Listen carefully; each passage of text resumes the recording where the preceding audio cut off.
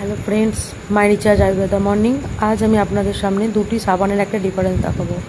একটা হচ্ছে বাজারে কোম্পানির একটা ভালো কোয়ালিটির সাবান, যেটা আমি একটুখানি নিয়ে একটা কাচের গ্লাসের মধ্যে জল নিয়ে সেটার মধ্যে ভালোভাবে গুলিয়ে দিচ্ছি। দেখুন সুন্দরভাবে গোলানোর পর সাবানটা ওর মধ্যে মিশে গেল।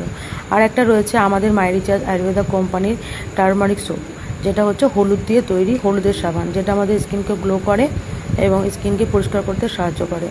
তো আমি এটাও একটু নিয়ে একটা জলের মধ্যে ভালোভাবে গুলিয়ে সুন্দরভাবে গোলাচ্ছি। তো দুটোর মধ্যে গোলানো কমপ্লিট।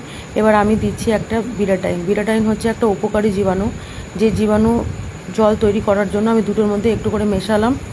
তো একটার মধ্যে আমি দিচ্ছি, দেওয়ার পর প্রথমে আমাদের মাই রিচার্জ কোম্পানির সোপটা ভালোভাবে গুলিয়ে নিচ্ছি।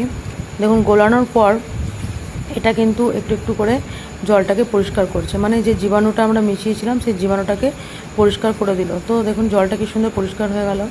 সেকেন্ড হচ্ছে এটাও আমরা যেটার মধ্যে বাজারে একটা ভালো কোয়ালিটির সাবান দিয়েছিলাম, সেটাও খানিকক্ষণ ধরে গোলালাম, সুন্দরভাবে গোলানো হচ্ছে। তো দেখুন এটা কিন্তু এখনও ক্লিন করতে পারছে না বা পরিষ্কার করতে পারছে না। তো এটা ডিফারেন্স হচ্ছে এটাই, যে বাজারে যে সোপটা আমরা ইউজ করি সেটা আমাদের বডিকে কিন্তু জীবাণুমুক্ত করতে পারলো না। তো থ্যাংক ইউ ফ্রেন্ডস, আপনারা দেখুন এবং বুঝুন কোন সাবানটা ভালো।